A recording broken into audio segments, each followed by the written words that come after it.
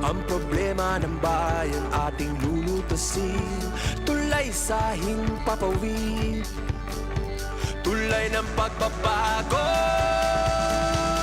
Radyo Pilipinas, radyo publiko ng bagong Pilipinas. Radyo publiko, Radyo Pilipinas, radyo publiko ng bagong Pilipino. Mga proyekto ng Pangulo, damang-dama ang pagmamahal niya. Radyo Pilipinas, radyo publiko, ang boses ng Pangulo.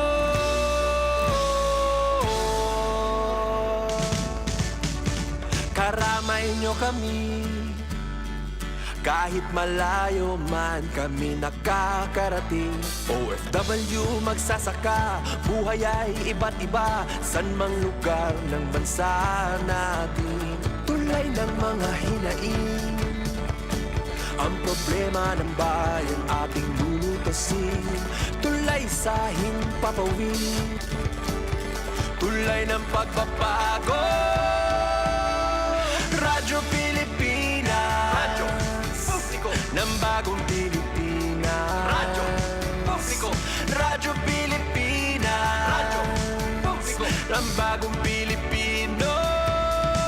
Mga proyekto ng Pangulo, damang-dama ang pagmamahal niya. Radyo Pilipinas, radyo publiko, ang boses ng Pangulo. Radyo publiko, Radyo Pilipinas, radyo publiko, Radyo Pilipinas. Ito ang Presidential Broadcast Service Radyo Pilipinas, radyo publiko ng Bagong Pilipinas para sa Bagong Pilipino. Naghahatid ng mahahalagang balita at impormasyon na guugnay ng pamahalaan sa sambayanan. Tulay sa himpapawid ng serbisyo publiko. Radyo Pilipinas, Radyo Publiko, ang boses ng Pangulo. Sa Mega Manila, 738. Radyo Pilipinas, radyo publiko. Ang oras, 6 na minuto, makalipas ang alas 10. Ang mga latest, ang mga trending, ano na ba ang mga happenings? Usap-usapan, usap-usapan, siksik sa kwentuhang magaan at masiglang talakayan ng mga paksang siguradong inyong kawiwilihan. Bawat usapin, magkabuluhan. Kaya people of all ages, kasali kayo sa Usap-usapan. Kasama si Ven Blones sa Radyo Pilipinas 738 AM at Radyo Pilipinas World Service.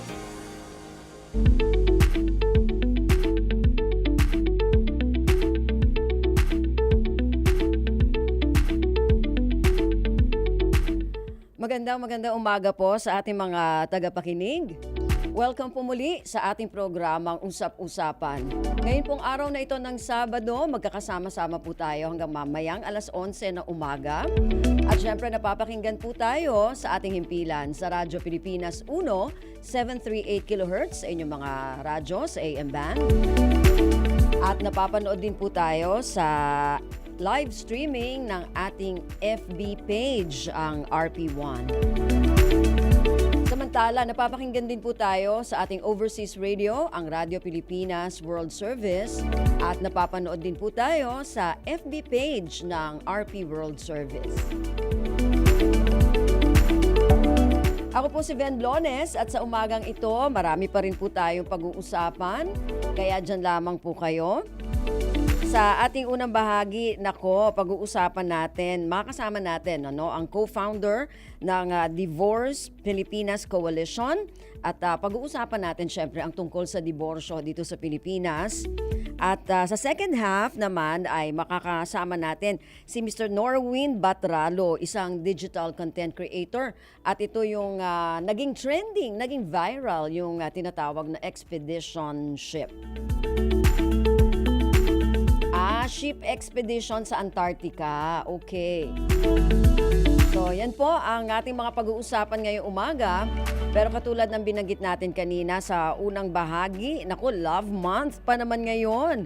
Buwan ng pag-ibig ngayong buwan ng Pebrero. Siyempre, pag mga ganito, maraming mga nagpapalitan ng kanilang mga promise, yung kanilang mga pangako, yung iba naman, naiisipan na magpakasal na.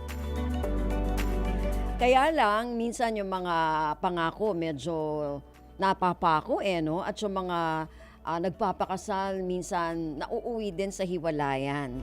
Medyo nakakalungkot yung ganun, ano? Although marami din po sa mga nagpapakasal na talagang hanggang tumanda ay magkasama at maraming din naman yung mga pangako na natutupad din naman. Kaya lang pag medyo doon ka napunta sa hindi magandang side, ano? Yung, kumbaga, hindi naging maganda yung inyong pagsasama. Siyempre, yung mga iba naman naghahanap ng mga paraan para naman magkaroon sila ng second chance sa kanilang buhay may asawa. So sa ngayon, dito sa Pilipinas, meron naman tayo mga annulment, legal separation, no? Pero marami pa rin po ang nagtutulak para magkaroon tayo ng diborsyo sa ating bansa. At yan po ang ating aalamin ngayon sa ating makakasama, katulad ng binanggit natin kanina, makakasama natin via phone patch. Ayan, si Ma'am AJ Alfafara, ang co-founder ng Divorce Pilipinas Coalition. Ma'am AJ, maganda umaga po. Magandang umaga po, Ma'am Bem. Ayun, okay. So, bago natin pag-usapan yung tungkol sa isinusulong po ninyo, no, na bill, yung divorce bill, no, ng inyong coalition. Balita ko, nagkaroon kayo ng event nito lamang ngayon, buwan ng Pebrero. Ano po ito, Ma'am AJ? Opo. Yearly po, nag-hold kami ng event ng parang Walk for Divorce siya. So, the theme this year was Love for Change. And at the same time, tribute na rin po sa ating mambabatas na si Kong Lagman. Dahil nung nag-pass away siya nung January 30, no, we were hoping na buhay pa siya na makita niya to see the law through, no, kasi naipasan ito last year May 22, yung HB 9349. Yung counterpart niya sa Senate ngayon ang hinihintay natin na it has been this is the farthest na narating ng bill na ito. So sa Senate it's SB 2443, ang counterpart ay naghihintay na lamang ng second reading at third reading. So sa lower house, mapukaw ang damdamin ng ating mga senador. Mga senador, oo. Sa lower house kasi, ano ba, umabot ba siya sa third reading? Yes, ma'am. Nakapasa po siya sa third reading, sa third and final reading nung May 22. Kaya ito naipasa na dyan sa Senado, sa upper chamber. Sa upper chamber. Kung tutuusin, ma'am, pwede naman po silang sabay. No, kung sakali yung nandiyan po naman si Ma'am Risa. However, hindi naman po ito maipapasa ng isang senador lang. So maasa sana kami sa yung mga vocal na katulad ni Senator Robin, Senator Raffy, sila yung pinaka-maaasahan at marami po sa amin ang bumoto sa kanila nung nakaraan. So we were hoping na they would listen to us and help us. Alam naman po nila ang aming kalagayan. At saka si Senator Risa din, di ba? Parang kasama din ba siya doon sa yes, ma'am. nagtutulak? Siya po ang siya po ang head ng committee na nag-handle ng aming bill. Okay. So, ngayon, kumusta naman po? Ano ba yung mga nagiging challenges natin ngayon dyan sa Senate?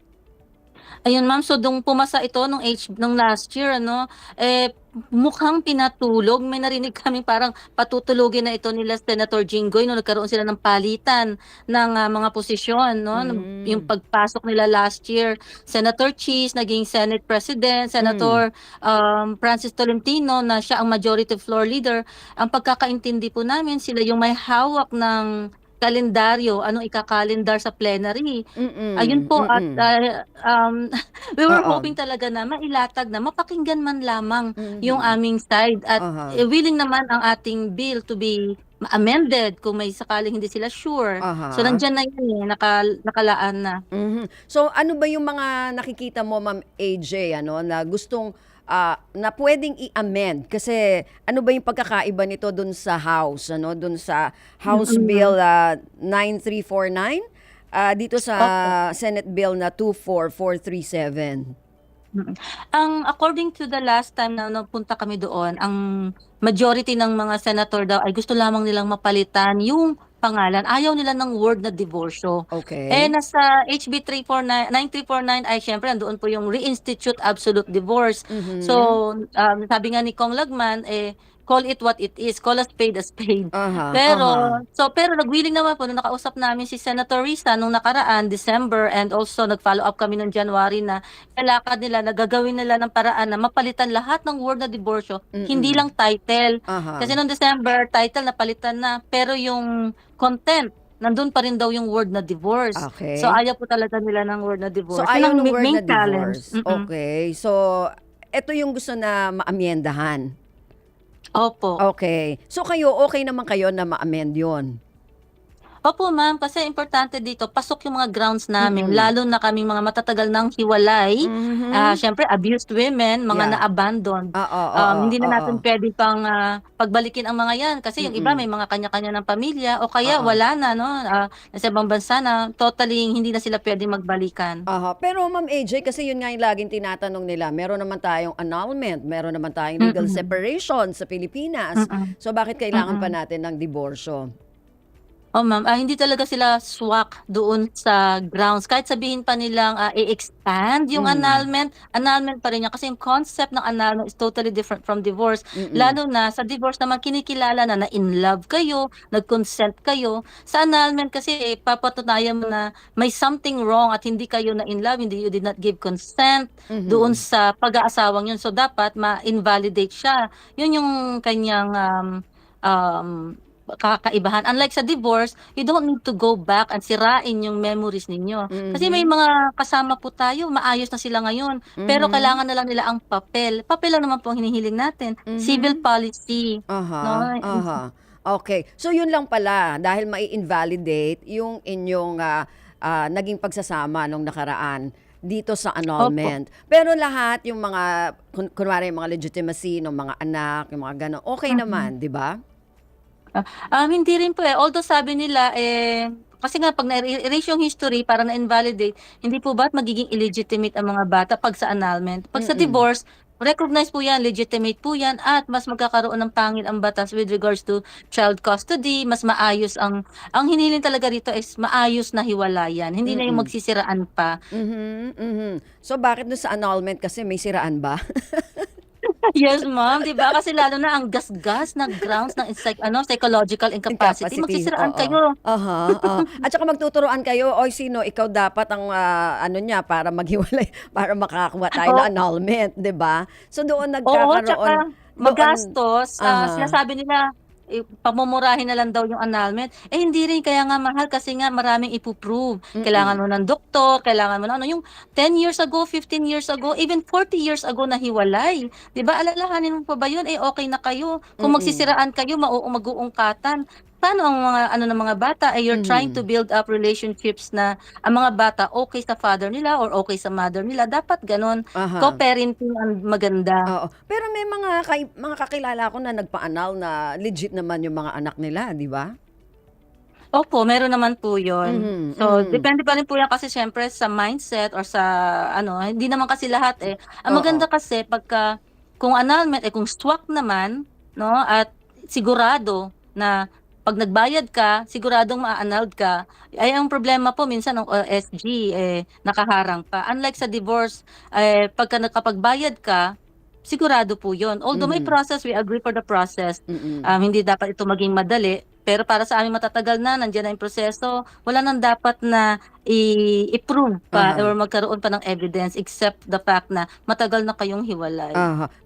Meron ba tayo kayong hawak, Ma'am AJ, na mga datos na matatagal, yung mga na matagal nang naghiwalay, yung mga naabandona na mga kasi usually hindi naman laging babae, 'di ba? Meron ding mga Kaya, totoo. nagiging problema din dun sa part ng lalaki. So meron ba tayong mga datos na ganon? As of the moment, ma'am, for the separated in fact, yung mga abandoned or victims ng mga domestic violence ay new category po ito under the Solo Parent Welfare Act, yung RA 11861. So wala pa po siyang proper na datos mula sa DSWD or PSA, ano. Ngunit sa mga ano namin, sa mga chapters po ng National Council for Solo Parent, may mga datos po sila na 90% of these are abandoned. Yung mga married and matagal nang separated in fact. Yun nga lang, we're 90? waiting for Tama ba? the census ng DSWD or PSA. Aha. So since bago siya, wala pang proper. Okay, so ilan ulit porsyento yon, Ma'am AJ? Baka nagkamali ako ng dinig. O sa amin po, let's say sa bawat chapters po ng mga solo parent, no, ay lamang po rito ang mga separated in fact, nasa mga 90% po ang bawat chapter. Which is like maybe in the federation of a city, ganyan. So 90%, ganun pala yon. Opo. Okay, so sige Ma'am AJ, no, alamin natin, ano ba yung mga, kasi sinasabi mo na at least dito kapag nagkaroon tayo ng divorce ano sa Pilipinas, mas mapapadali yung mas mura, mas mapapadali yung magiging proseso. Ano ba yung tamang magiging proseso niya talaga, tsaka ano basically yung mga nakikita nating grounds? Ang number one po na grounds is yung narinig na po natin sa report ng SB 2440 and HB 9349, ang pagkapaparehas nila ay ang tinatawag na mga summary proceedings, yung separated in fact for 5 years. So it doesn't matter kung nagko-co-parent sila, best friend na sila, alam niyo, o kaya meron na silang others na family. So 5 years ang separation minimum. And then yung mga legally separated, 2 years at least na legal ng separated. Tapos yung mga, kung mapapatunayan, ito naman ang may evidence na abuse siya, nasa, vowsy case, ganon. Kahit na nasa isang bubong pa sila, yan, isa po sa grounds. At ganon din po sa mga na-abandon na, no? Biglang nag-ghosting, yun, biglang nawala po. So ito po ito. And then sinama na rin po dito para kung sakaling ayaw na nila ng tedious na process ng annulment, ay sinama na rin po ang lahat ng grounds ng annulment at pati ng legal separation kung sakaling divorce na lang po ang gusto nila. Isa pa, Ma'am AJ, okay yun, yung mga ano na yan. Tapos, syempre yung legitimacy din ng mga agad-agad ng mga anak, ano. Pero, Exactly. may mga nagsasabi na baka naman daw maabuso ito.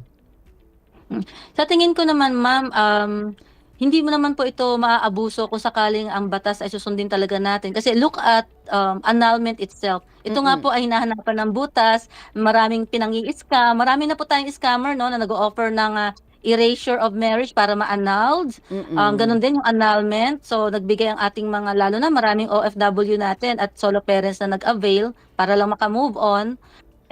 Na-scam po siya. So, dyan po siya naabuso. We're hoping na ang pagdating ng divorce o ano man ang magiging pangalan niyan later on ay makakabawas po sa mga pangi-scam kasi nga mayroon ng another option for our people to be free from a civil document. Okay. So, may mga talagang dokumento na Yeah. dapat nating anuhin, no? Na dapat nating tignan. So, sa ngayon, sa tingin mo, Ma'am AJ, may ano ba? Ilang porsyento sa tingin mo yung posibilidad na itong mga nasa Senado natin ay papayagan itong divorce bill? Naku ma'am, very slim chance. Maliban na lang magmilagro po, mag-priority agad si President BBM. Gawin niyang prioridad ito na bago matapos ang session, ang third regular session ng 19th Congress na hanggang June 30 na lamang. At sila ngayon ay naka-break hanggang June 2. No? So 13 days na lang daw ang session days. Pero kung mailagay ito na ma-prioridad ngayon, mag-RA agad siya o kaya mag-executive order na ito ay gawin agad-agad, malamang po maari po yun. We're just hoping for a miracle. Pero yung slim chance po yan kasi we are tawag nito, less than yung nakikita namin, less than 50% sa current na senators. Kalahati sa kanila ay re-election. So ginagamit na naman yung ating issue bilang pangtanong sa mga senatoriables.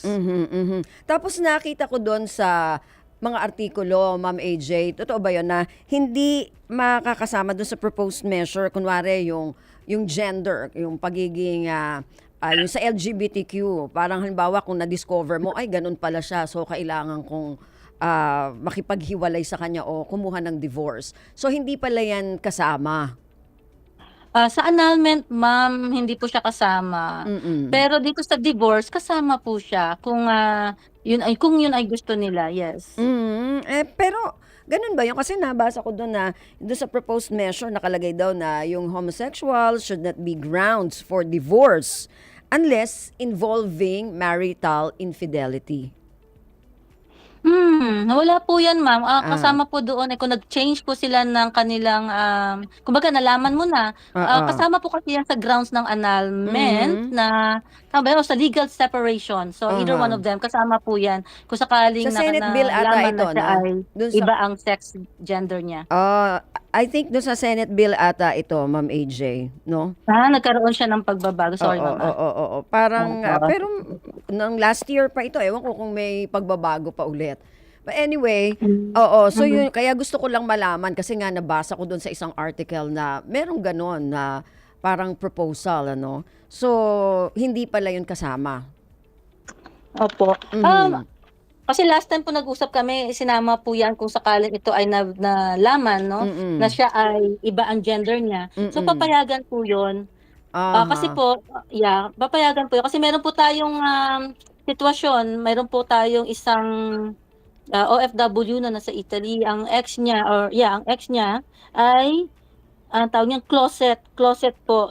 So, and pero ayaw mag-come out dahil sa Okay. siya ay mayroong makukuhang benefit, no, dito sa ating OFW. Gusto nang makipaghiwalay sa kanya. Ayaw rin naman ng annulment kaya naghihintay na lamang siya ng divorce kung saan magkaroon pa siya ng chance. Okay. Pero kasi doon naman sa sinasabi natin kanina, parang kung wala naman sa'yong gagawing o ginawang masama, gagawing masama, parang hindi naman yata pwedeng maging ground dahil nalaman mo na ganon. Hindi ko... They will come po kung totoo po yan, no, na binago po nila yung proposed measure with regards to sex, gender or realignment or ganyan, ay they will fall under psychological incapacity pa rin. Nandoon pa rin naman itong ground na to sa divorce. Okay. So ngayon, itong yung tema nyo dun sa inyong event na ginawa ay Love for Change. Anong ibig sabihin yan? Anong ibig nyong iparating? Oo. Yes, ma'am. Babalikan ko lang, no, besides psychological incapacity, there's what they call irreconcilable marital differences. Yun pala yung term na hinahanap ko kanina. Yes. Irreconcilable Oo. na So, talaga. yes, Okay, yes. okay. Balik po dun sa Love for Change, what we were hoping, ang message namin dito is sana ang love na to ay ma-include din kami. And because we are a movement for change, hence we put Love for Change. And nanawagan po kami kay President BBM na magkaroon ng diborsyong Pilipino. We put the Filipino kasi Pilipino po tayo. So those who are worried na we are becoming Western, we are not. We still have this culture, no? We appreciate family, no, and we, of course, we still holds marriages sacred, pero kung wala nang sacred, may iba na tawag niyan, hindi na siya naging sacred nung isa, so dapat makapag-move on na, right? So we're hoping na sa bagong Pilipinas magkaroon ng diborsyong Pilipino. We're only asking for civil policy at wala nang diskriminasyon sa ating marginalized sector. Yun nga yung yung sana itatanong ko sa iyo, no, yung nakakaano ba to sa ating kultura, kumbaga nakakasunod ba siya sa ating kultura kasi syempre iba-iba yung paraan, 'di ba? Iba-iba yung grounds, iba-iba yung proseso ng Yes. divorce sa buong mundo. Actually, Vatican na lang ata tsaka tayo, no? Actually, dapat si Vatican lang dapat ang wala talaga niyan dahil look at their state, right? We cannot even compare. Unless lahat tayo rito ay pari, madre, di ba? However, sana they will look at the grassroots, no? Maging practical po sila. We're not in a fairy tale land. Kahit walang divorce, marami pong naghihiwalayan. Kahit walang divorce, marami pong violence sa ating within the families, not only women but against the children too. At also, sana po alalahanin nila ang Pilipino or ang Pilipinas may divorce. Ang ating mga kapatid na Muslim may Sharia divorce. Pilipino sila at nasa Pilipinas pinapractice. Ganon din po ang ating some of our tribes, ang mga indigenous people, they also practice divorce. Diba? So, hindi po fair para sa ating mga non-Muslim and non-IPs na walang diborsyo. Hindi naman po porque sinabi mong may divorce, it will destroy marriage. It's not. It's actually an option or a last resort for those marriages who are already dead or toxic. Yun, siya po ay solusyon para sa mga matatagal ng hiwalay. Okay, nako, sige. So, Ma'am AJ, good luck po sa sa inyong mga Yes. advocacy. Pero syempre, sabi nga natin kanina, may mga, kasi yung iba nga sinasabi nila na baka maabuso. Yung iba naman hindi na daw nila kailangan kasi meron namang annulment, meron namang legal separation.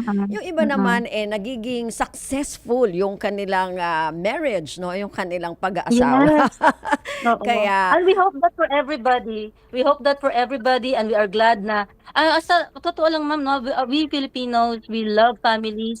Hindi naman tong mga kasama natin, no, na naghiwalay basta-basta. We tried, nag-try naman na ayusin. Kaya nagtagal sila sa mga marriages nila 9 years, 20 years, saka lang na nung napuno na, no, hindi na kaya o kaya iniwan na. Ano pang gagawin mo to hold on? Aha. You cannot die a martyr. At ano na ngayon, 2025 na. Oo naman. Oo. At saka syempre, yung mga sinasaktan, di ba? Yung iba nga, isang Di ba? taon pa lang. Naku, medyo, mahirap kasi talagang sugal talaga ang pag-aasawa, Ma'am AJ, di ba? Yeah, kahit na Hindi mo talaga may mapipredict, kaibigan di ba? Na, ay, Correct, itong taon kahit to. nakilala mo, Oo. mula pa elementary yan, kahit kapitbahay mo yan, best friend mo yan. Oo. You will never know after 5 years, 10 years, Aha. 20 years, di ba? Yeah, hindi mo talaga mahuhulaan Kaya talagang, Exactly. oo, sugal, plus, syempre, yung magandang samahan, di ba? Yung Correct. meron kayong magandang pagsasama, di ba? Yun yung pinaka-importante. Kasi talaga naman lahat tayo, iba-iba yung kinalakihan natin, iba-iba yung pagkatao natin. So, dapat talaga may Yes, mga true. compromise pag nandiyan ka na sa ganyang di ba? Nakikinig ang asawa ko Totoo yan, ngayon. Totoo yan, ma'am. Super true, ma'am. So, Oo. yeah. Sige. So maraming salamat, Ma'am AJ, sa oras mo, ha? Alam ko, medyo nabigla ka, pero maraming salamat. Kaya pagkagising ko nga, ma'am, maraming salamat po sa Radyo Pilipinas for giving us a voice, no, a platform to shout out ang aming mga pangangailangan, lalo na sa aming marginalized na sektor. Maraming salamat po. Maraming salamat, Ma'am AJ. Okay. Thank Okay. you, Ma'am Ben. Bye-bye. Bye-bye. Ayan, si Ma'am AJ Alfafara, ang co-founder ng Divorce Pilipinas Coalition. Samantala, sa pagbabalik natin, mga kasama natin, si Mr. Norwin Batralo. Nako, itong expedition, ano yon yung kanya ship expedition sa Antarctica. Naging viral at naging trending yan sa pagbabalik na ating programang Usap-Usapan. Magandang balita para sa bawat manggagawang Pilipino. Nakamit natin itong 2024 ang pinakamababang unemployment rate since 2005. Ayon sa NEDA, mas dumami ang may hanap buhay at patuloy na gumaganda ang kalidad ng mga trabaho. Naitala na nagtapos ang 2024 na 3.8% na lang ang ating unemployment rate. Ibig sabihin nito'y nasa 50.19 milyong Pilipino na ang may trabaho at bumaba na sa 1.63 milyon ang walang trabaho. Mas kaunti na rin ang mga naghahanap ng dagdag na kita o ekstrang trabaho. Mula sa 11.9% ang 2023, 10.9% na lang nitong 2024. Mas maraming Pilipino na ang may sapat at disenteng hanap buhay. Para sa tuloy-tuloy na pag-unlad ng ating labor market, narito ang ginagawa ng pamahalaan. Enterprise-based Education and Training Framework para matiyak na ang skills ng ating mga manggagawa ay tugma sa pangangailangan ng industriya. Inclusive work arrangements para mabawasan ang hadlang sa trabaho, lalo na sa kababaihan at kabataan. Action Fund and Emergency Repatriation, agarang tulong para sa mga OFW na nangangailangan.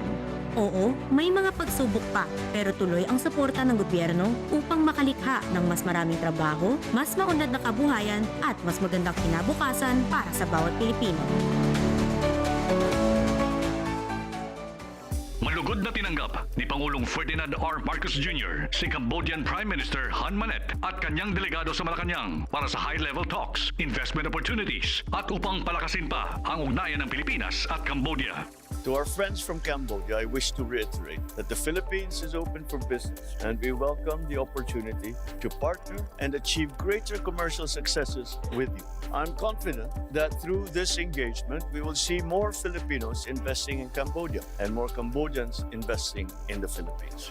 Nagkaroon din ng kasunduan ng dalawang bansa kaugnay sa sektor ng agrikultura, pati na rin sa pagpapabuti ng kasanayan ng mga mamamayan ng dalawang bansa. We also see Cambodia as an important partner in ensuring food security. I am pleased that we have come to an agreement to pursue stronger collaboration in agriculture and in agribusiness. On people-to-people ties, we have entered into formal cooperation on technical vocational education and training, and I note that our two sides have agreed on the implementation program for tourism as well. Para sa iba pang mga balita at impormasyon, manatiling nakatuto. Tapat sa pag-uulat. Radyo Pilipinas, Radyo Publiko, 738. Hatol ng bayan. Election Quick Facts. Campaign period. Ang opisyal na campaign period para sa mga national candidates ay magsisimula sa February 11, 2025 at mayroon silang 90 days para mangampanya. Samantala, mayroon namang 45 days para mangampanya ang mga tumatakbo para sa local positions at magsisimula ito sa March 29, 2025. Ang campaign period ay matatapos sa May 10, 2025. Hatol ng bayan. Election Quick Facts. This is a public service announcement. Maging handa sa oras ng sakuna. Para sa iyo at sa iyong pamilya, laging siguruhin. Go Bag ay nakahanda at naglalaman ng mga sumusunod. Ilang pirasong damit, ready-to-eat na pagkain at inuming aabot ng 3 araw. Personal na gamit para sa inyong hygiene. First aid kit kabilang ang alcohol, bandages, gamot sa lagnat, ubo at sipon, pati na rin ang inyong vitamins at maintenance medicines. Maglagay ng pito, flashlight, lighter o posporo. Huwag kalimutan ang mga charger o power bank. At higit sa lahat, isama ang mga importanteng gamit gaya ng inyong mga legal na dokumento, IDs, ATM o passbook, insurance at iba pa. This is a public service announcement. From PBS, Presidential Broadcast Service and Radyo Pilipinas. Ito ang Presidential Broadcast Service Radyo Pilipinas. Radyo Publiko. ng Bagong Pilipinas para sa Bagong Pilipino. Mga kwentong nakakatuwa. Mga usaping kapupulutan ng aral. Usap-usapan. Kasama si Ben Blones sa Radyo Pilipinas 738 AM at Radyo Pilipinas World Service.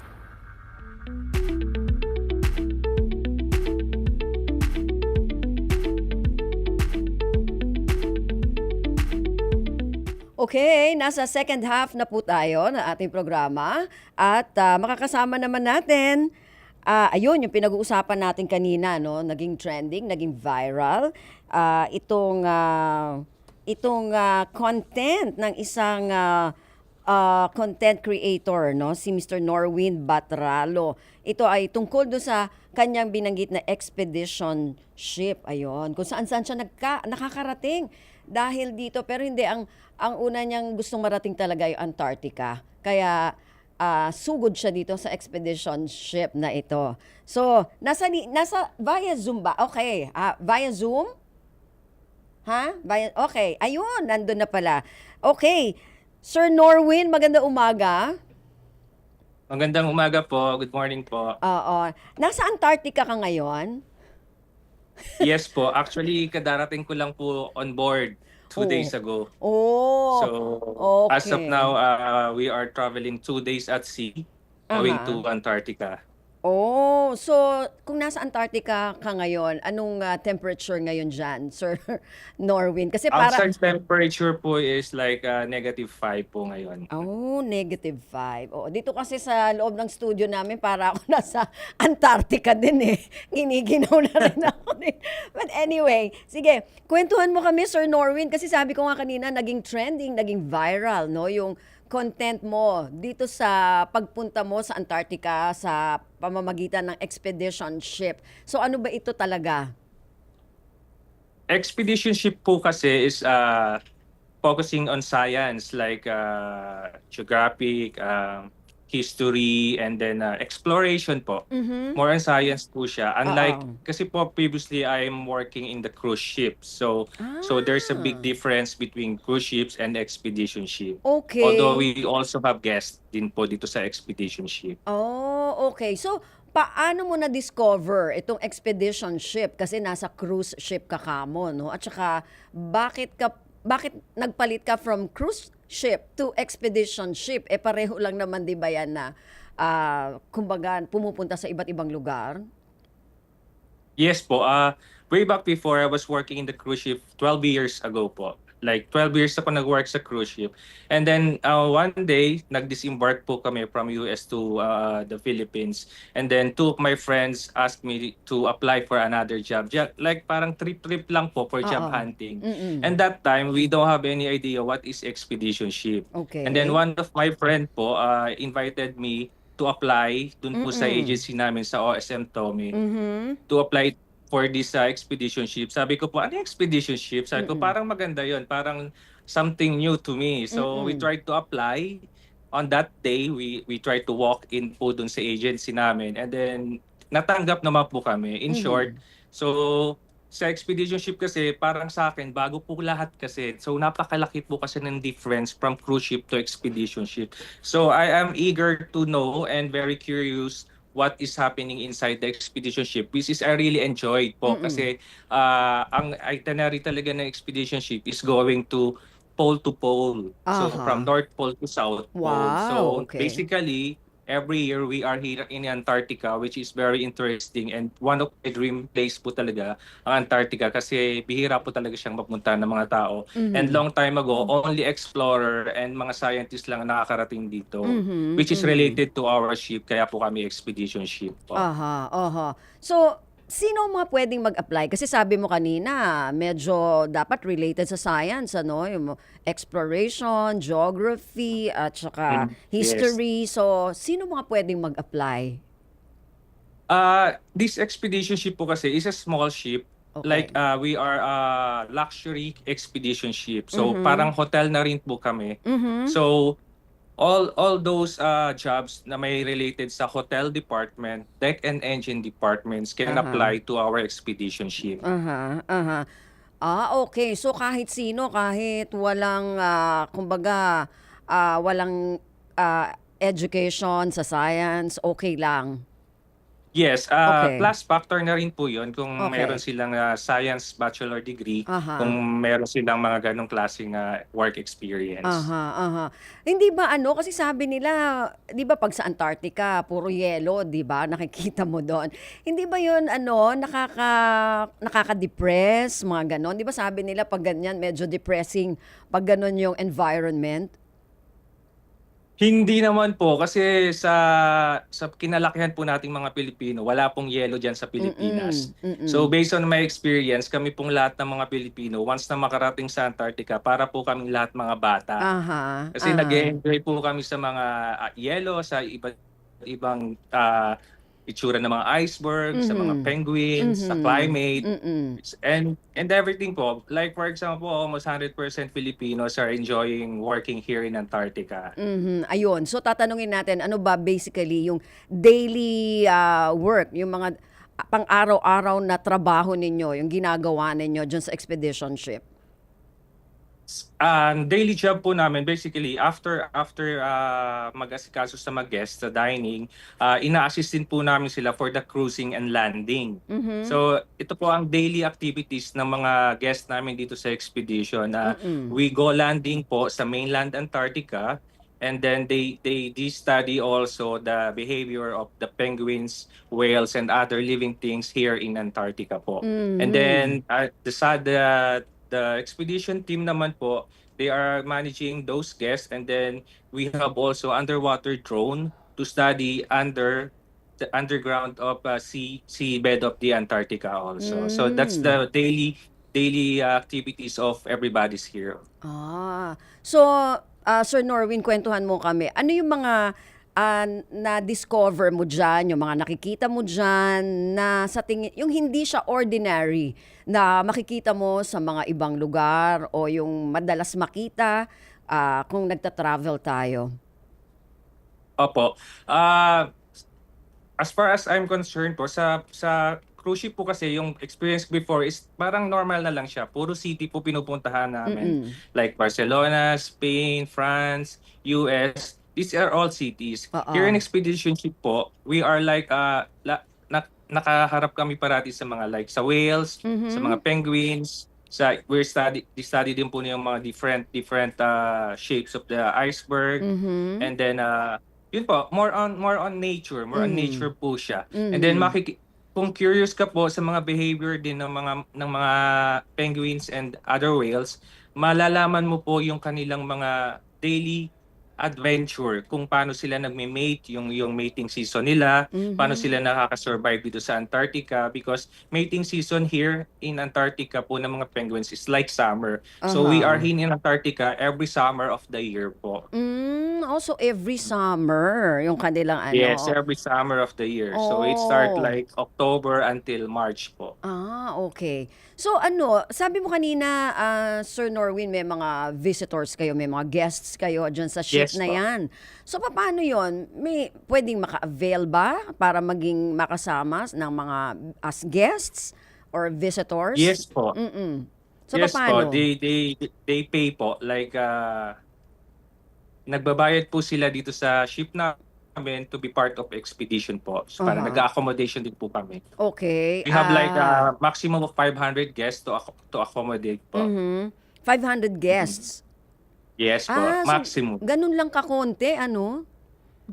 Yes po, it's one of requirements of being expedition ship po. Unlike cruise ship, they have 7,000 guests and we are like 1,300, 2,000 crew. Dito po sa expedition ship, we are only like 125 to 140 crew. Okay. So, Hindi po kasi allowed kay Antarctica na more than 500 guests can enter in the Antarctica Peninsula. Okay. Bakit? There's an association here in Antarctica po, yung mga countries, yung mga member of Antarctic, yung IATO, we call it IATO, and they are the one doing the rules. So we are just visitor here, and we don't want to ruin the environment and to destroy the penguins home. So marami pong rules kami na sinusunod dito sa Antarctica. Kaya limited lang po talaga yung mga nakakapunta dito. That's why it's kind of pricey po and expensive to reach Antarctica. Wow. So, yung mga visitors, syempre, yung mga guests, medyo pricey nga, no? Medyo mahal. Yes po. Magkano yung gano'n pag sinabi nating pricey? Ano yung mga magkano yan? Okay. Based on my interview with one of our guests, they are paying like $1,500 per night. Wow, ganun kamahal. So Yes, talagang and we are like 14 days. They are spending 14 days here or 18 days, 21 days. So i-multiply nyo lang po yun by days. So it's pricey po talaga. Oo, no? Talagang mas mahal pa ito kaysa dun sa cruise ship, di ba? Yes, I'm talking about po sa ship namin po sa aming expedition ship. Oo. Yes. So yung cruise ship ay medyo mas mura yon compared, di ba? Mas mura po yun. Yung per night po dito is like 2 weeks na po ng cruise ships. Oh, wow. So talagang piling-pili yung mga nakakasama mo dyan sa expedition ship na yan, ano? Correct po. Oo. So, mahirap ba na makapasok? May mga nakikinig sa atin ngayon at saka nanonood sa ating streaming din. Siyempre, parang dun sa mga kwento mo, wow, napapawaw sila. So, mahirap bang makapasok, makapag-apply sa expedition ship? Madali naman po, kaso limited lang po talaga ang mga expedition vessel. So, luckily po, napakaswerte ko po kasi nag-walk-in lang po ako sa agency namin sa OSM Tome, dyan sa Pedro Hill. So, I was qualified being part of this expedition ship. So, I'm very lucky po. By chance lang po yun, walk-in lang talaga ako. So, the whole day, from interview, from crewing department up to I had 3 interviews during that day. Then I finished late that night, and then they accepted me after that interview. So I was qualified. Tapos so alis I'm so agad. happy to be part of it. Tapos alis agad. Yes po. Wow, talagang napakaswerte mo. So dun sa mga hindi masyadong swerte, mga mga paano yung gagawin nila? Pwede ba silang mag-walk-in? Anong mga agency ang mga pwede nilang puntahan? Ganyan. Yung agency po namin is OSM Tome sa Pedro Hill. And then may agency rin po actually sa Magsaysay, may expedition ship din po sila. Yung careers po, may expedition ship din po sila. Aha. Pero ang expedition ship po kasi, unlike cruise ship, for example, I worked before in Costa Cruises.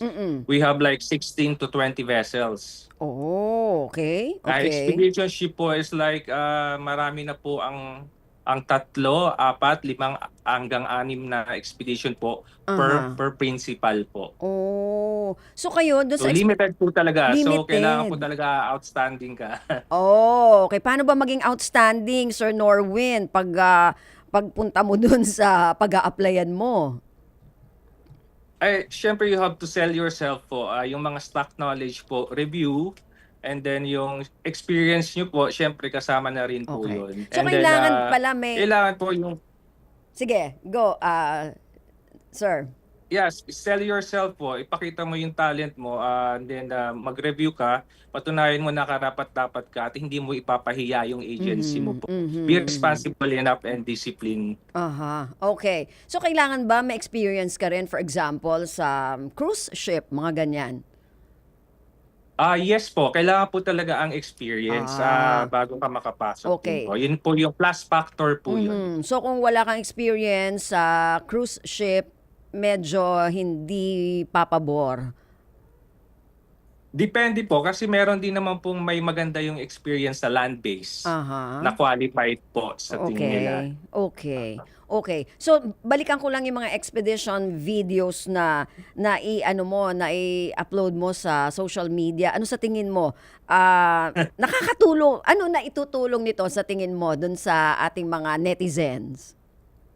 Alam niyo po, sa umpisa lang, aliwan ko lang po yun in Tagalog. Aliwan na. Aliwan. Hobby ko lang po talaga yung social media. And then, day by day, parang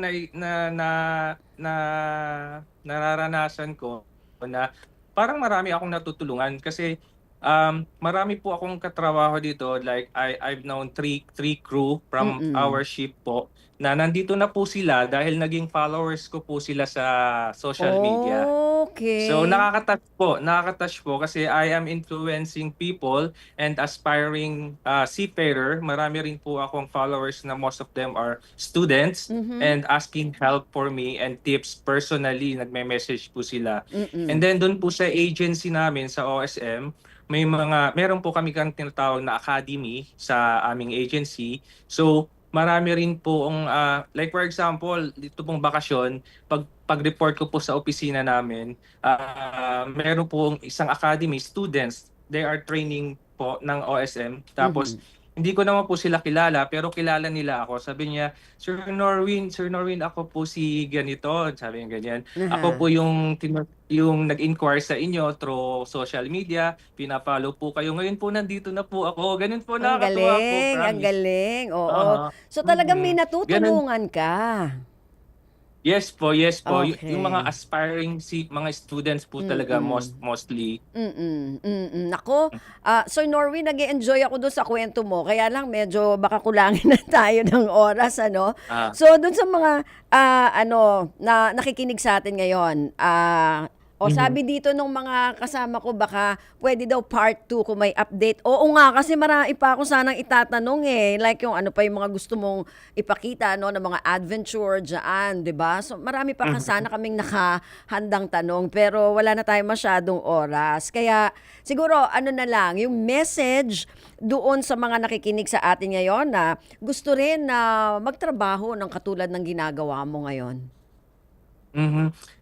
Syempre po ang mensahe ko lang po is magtrabaho po sila ng maayos and to be qualified to be part of expedition ship and then wag po sila mawawalan ng pag-asa although we are limited crew and then kailangan lang po nilang higatan yung mga sarili nila para maging more qualified sila magkapagtrabaho sa expedition ship. And syempre Ang pinaka number one tip po, complete documents po lagi sila. Meron silang Seaman's Book, meron silang passport, and other trainings po. Importante po yung updated po yung documents nila. Oo, tama. Para nga. ready to go At teka sila. muna, age. May tinatanong ba sa age? Hindi naman. Age is not really, big deal pa yun. Hindi naman po yung wala naman pong age bracket. Basta As long kaya. as you pass the medical examination, so Okay. you can go to the chapter. Ayun, okay. So, walang age daw ha. Sige. So, thank you, Sir Norwin, sa uulitin ha. Sige po. Okay, so maraming salamat si Sir Norwin Batralo, digital content creator. Ito'y kaugnay pa rin doon sa kanyang expedition ship.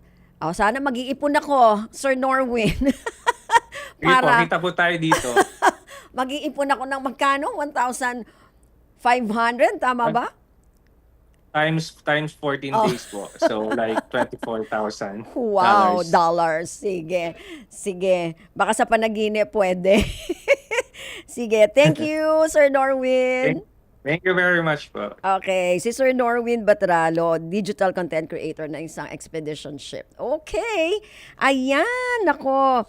So, bago tayo magpaalam, yung ating mga likers dyan, maraming salamat dun sa ating million na viewers. Ayun, mga viewers at likers natin, Sunny Palermo, Randy Santisas, si Ma'am Mayet, si Peda, hello, Ma'am Mayet, Tiger Sky, Edwin Ablang, Milji Miharu, at iba pa. Yun, nahirapan na si Miss Bea dito mag-type.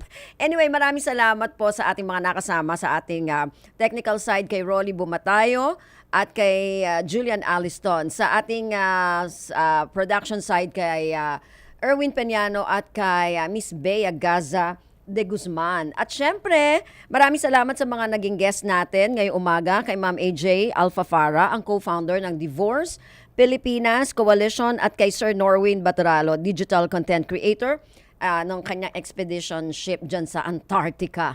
Anyway, maraming salamat po muli sa ating mga naging tagapakinig, sa ating mga naging tagapanood, sa ating FB live streaming. Maraming salamat po. Hanggang sa susunod na edisyon ng ating programang Usap-Usapan, ako po si Ven Blones. Maganda umaga, Antabayanan, kalipunan ng mga balita sa pamamagitan ng ating kasama na si F. Gaitos. Usap-Usapan. Usap-Usapan. Kasama si Ven Blones sa Radyo Pilipinas 738 AM at Radyo Pilipinas World Service. We know you're always on the go.